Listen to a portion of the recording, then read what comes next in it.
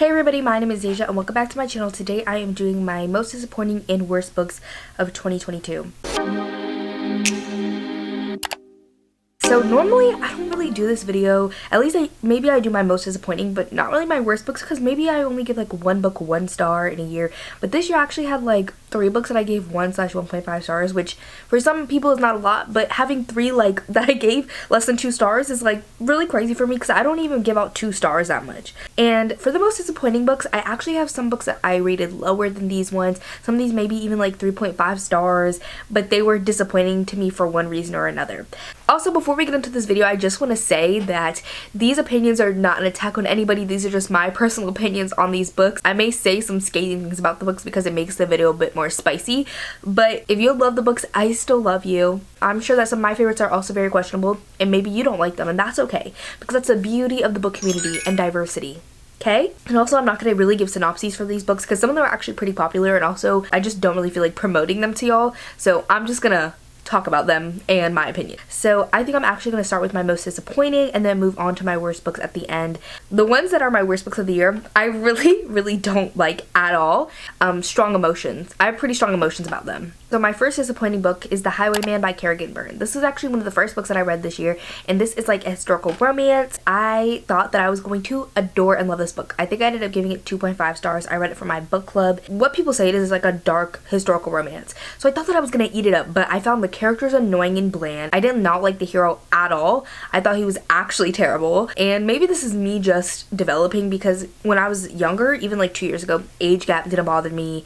Like terrible heroes didn't bother me. But this year, age gap is starting to get on my nerves, and terrible heroes have started to get on my nerves unless they're done really well. Maybe it's just me, but I didn't really enjoy this book, and it was really disappointing because I thought this was going to be like the historical romance that I gave 5 stars. This was like, if any historical romance was to be a 5-star prediction for me, it's this one. So the fact that it was 2.5 made me really sad. Next up, I have a controversial one, and that is The Silent Patient.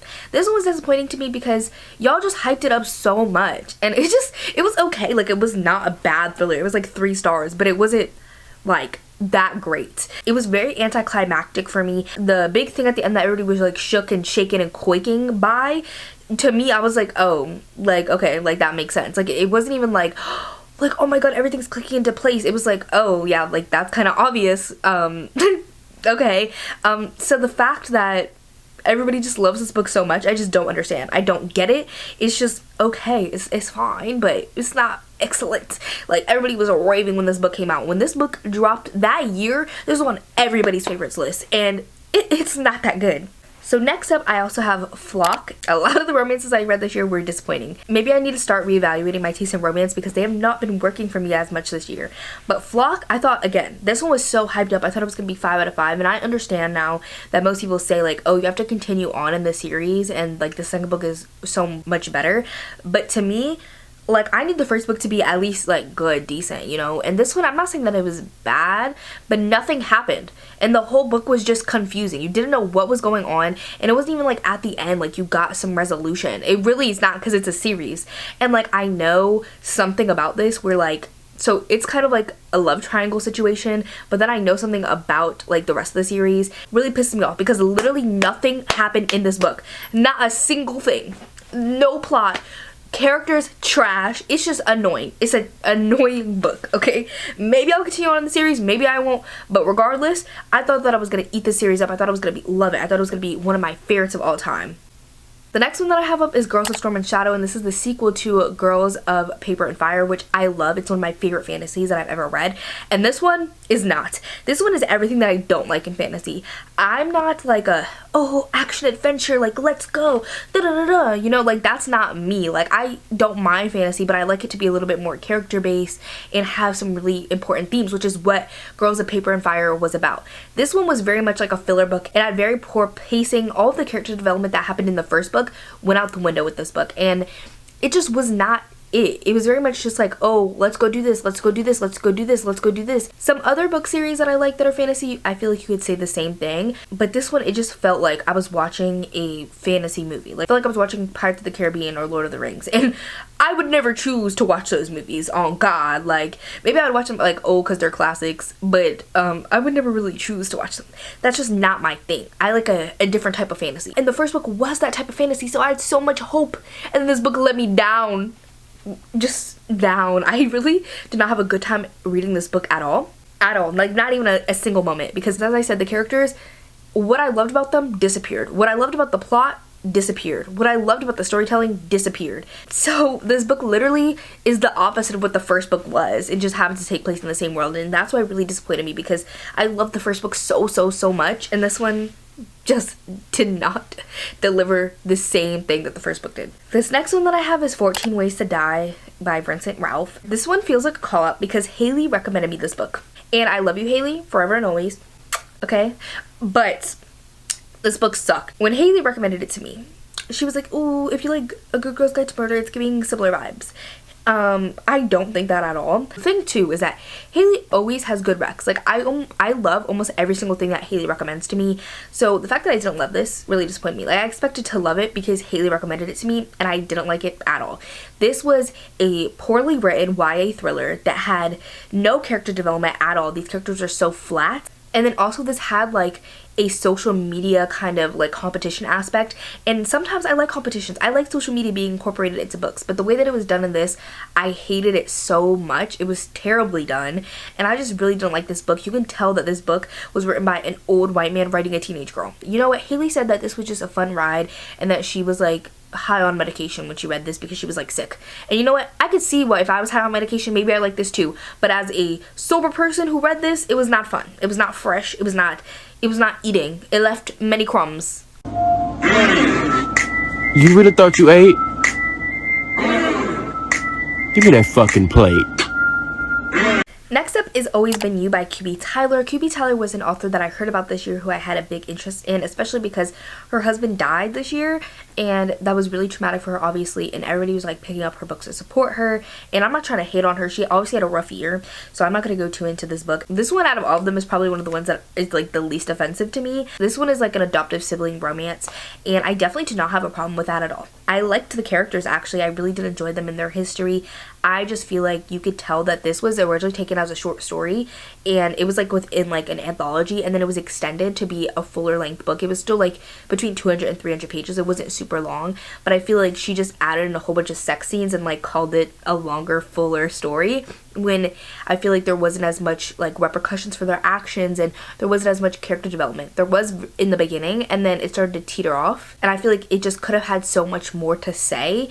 And I don't have a problem with sex scenes, a lot of sex scenes, when it seems like 2/3 of the book is sex scenes and they were just added in after the beginning plot. I don't know, like, it doesn't sit right with me. I just don't really like that in my romances. I feel like I would like this as an original short anthology story, and it really does feel like just a whole bunch of filler sex scenes were added to it, and you can tell. I feel like if it was reworked a little bit, it could definitely be better. And as I said, I did like the characters and I liked their relationship, surprisingly. You know, they were adoptive siblings. I really did root for them. Next up is Zodiac Academy, everyone's favorite, okay?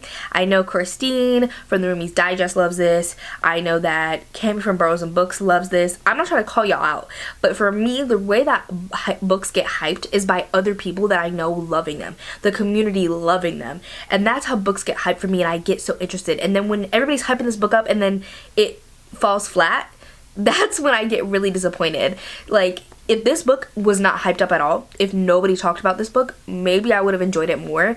But even when a book is like 3.5 stars and everybody loved it, and for me it's a 3.5 stars, that like makes it like a 2.5 star for me, because I'm just disappointed now.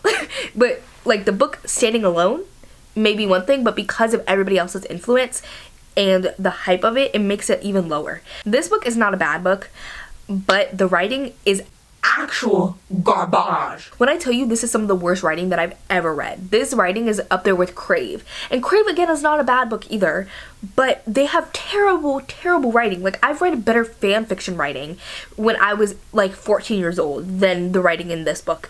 Is god awful. There's no plot. It takes place over like 2 freaking days. There's too many characters, and this, you know what the problem is? These authors who wrote this did not know how to narrow down, because there's too many love interests, too many characters, and then in this world, one of my other main problems is it's literally like a catch-all type world. Literally, there's werewolves, vampires, tarot cards, astrology, like everything that you could think of that's fantasy, magical, like Harry Potter-esque, like literally, but including tarot cards and astrology and crystals and all of that, and then all the different creatures and like the zodiac signs, like all of that into one is what this is. It's just too much. Like, I need them to like refocus the world and the magic system to make more sense, because when everything is just thrown together, it doesn't make sense. And then, as I said, there's too many love interests, too many characters. The writing is terrible. Is it a fun book? Yes, I can see that with this book. This book to me was still fun. 14 Ways to Die, not fun for me. But this book was still fun. But the writing, terrible. The world needs to be redirected. Too many characters, just too much going on and not enough focus. And I understand this is a series. It's a long series. Like, I saw one of the books in the store. It's like 1,000 pages. But I'm like, why does a romance that's the 7th book in a series need to be 1,000 pages? Why does this series have so many pages? Like, I don't understand. Like, there's no reason for that, like, in my opinion. I feel like I've read fantasy romances that are in series, not in series, short, long, and I've read so many, and most of them are better than this one. So I feel like there's really no excuse for the world, especially, to be so terrible, even though it's in a series. Like, I feel like that's not an excuse. The writing, again, god awful, but you know, to each their own, I guess. Next up, I have With Visions of Red, and it's actually like 3 books, but they're short novellas, and I literally loved how this book sounded. I bought the audiobook for it a couple years ago because I saw about this on Bree from In Love and Words channel, and I absolutely, like, it sounded so phenomenal to me, and it just wasn't that great. I can't even remember about this to tell y'all too much about it because it was just that forgettable. But like, literally, like, the Mindfuck series is like a similar type concept slash like vibe, better, and the Mindfuck series doesn't even have that great of writing, but it's still better than With Visions of Red. It just wasn't good. The mystery was not panned out at all. The characters didn't exist. The plot also didn't exist. It just really was not that great to me. So that's that on that. Next up, I have Shipped, and this one again was not a bad book, but it's like been there, done that. It literally says that it's a hating game meets The Unhoneymooners on the back, and I actually said that in my vlog that I read this. I said, oh, this is like the hating game meets The Unhoneymooners, but I didn't even read the back. I could literally place that like a couple pages into the book before I even read the back. To me, that's like too much. Like, it reflected the books a little too much. I do like a contemporary romance. I'm starting to get back into like rom-com type romances because I didn't think I liked them, but I'm starting to enjoy them again more. But this one, again, been there, done that. It's so repetitive. The characters are not stand out in any way. I feel like for a contemporary rom-com romance, those plots have been done so many times. I need them to bring something different to the table. I need the characters to be out of this world. And this is why I love black romances, because they have a different type of writing, a different type of emphasis, and their characters are different, and I relate to them more, and it brings in a lot of black culture usually, which adds something different and something that I relate to. When I'm just reading about white people doing white people things that I've already read before, like, it's not going to be entertaining. Like, it's just going to disappoint me. Next up, I have Promises and Pomegranates. Literally, that's what I'm saying. I've had so many romances that were hyped up just be disappointing. This was a lackluster mafia romance that I've read so many other mafia romances that have done better. This one, the character was just god awful. Like, the hero was terrible, and the heroine had no backbone at all. Nothing happened in this book. For a mafia romance, you think there would be a little shooting, a little pew pew, a little something something. But this did not have that. I mean, there was definitely a little bit of plot going on, but I just expected so much more. Like, if you want good mafia romance, literally read like Rena Kent or Sophie Lark. There you go. Way better. They have such big backlists that you could keep reading them for a while, and it's going to be much better. Oh, and I remember this is also supposed to be like a Hades and Persephone retelling, I think. Barely was in there. I mean, I think it's more of like a inspiration from than a retelling, but regardless, it still didn't really have what I wanted it to have. The next one that I have is Coraline, and I just love the Coraline movie so much. This one kind of let me down. It was not a bad book by any means. As I keep saying with most of these disappointing books, things were not fleshed out. The characters were not fleshed out like they were in the movie, because the movie is just so excellent. This is like one of the only times I think the adaptation is better than the book, because It literally, like, all of, like, the anticipation and eeriness about going into this other world and trying to, like, discover what's going on, and them slowly getting creepier and creepier over time, that doesn't really happen in the book. There's no anticipation. It just kind of drops you in. And what's so beautiful about the movie is that anticipation, it creates this sense of creepiness and eeriness slowly over the course of the story. And that's what I love about the movie so much, and this book just didn't really have that. And it is really short, so maybe that makes sense, and it is a children's story, so that also makes sense. I just wish that it did have that, because again, like, it is a children's movie and it does that really well, and this is a children's book, so I don't know, but I really just expected to love this one because I love the movie so much. And then this is my last, like, disappointing book, but it's actually an author, and that is T. Kingfisher. I read The Hollow Places and What Moves the Dead this year, and I didn't like either of them. I just don't think me and T. Kingfisher necessarily agree, but I do really want to read their 2023 release because it sounds so good. But something about the way that they write, I don't know, I don't think it's actually like the writing itself, but something about it just doesn't really, like, scream horror to me, and these are both supposed to be horror books. I know T. Kingfisher writes other genres, but a book doesn't have to scare me for me to consider it horror, because I don't really get scared by much, I don't really get grossed out by much, so it doesn't have to be like that to be horror, but neither of these really had horror vibes to me. The reason that I really want to give T. Kingfisher another chance is because The Hollow Places was more fantasy to me, and only really one scene in it had horror in it to me, which was what really disappointed me, because I was expecting way more horror from this, and it was really just like weird and not really horrifying at all. And then What Moves the Dead, it was a little bit horror I could see, but not too much. And then the end twist is something that I have read another book and I didn't like, so it might just be that twist. So I think there's still a chance that I could like T. Kingfisher, and I just didn't like those two works, so I'm gonna try another one. But what I've read so far from T. Kingfisher has not been my favorite.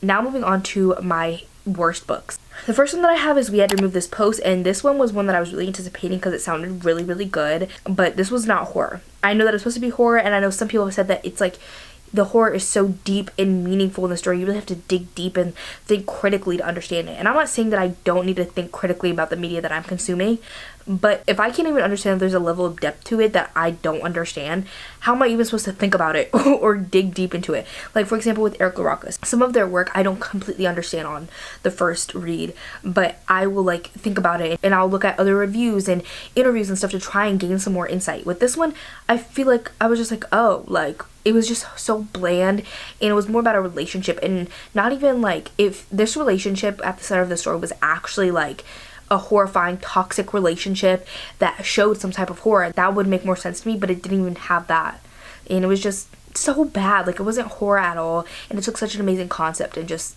did not do anything with it at all. The next one is one that I've read recently, and that is Balance, and this is one of the worst age gap romances that I've ever read. The relationship between the hero and the heroine was god awful.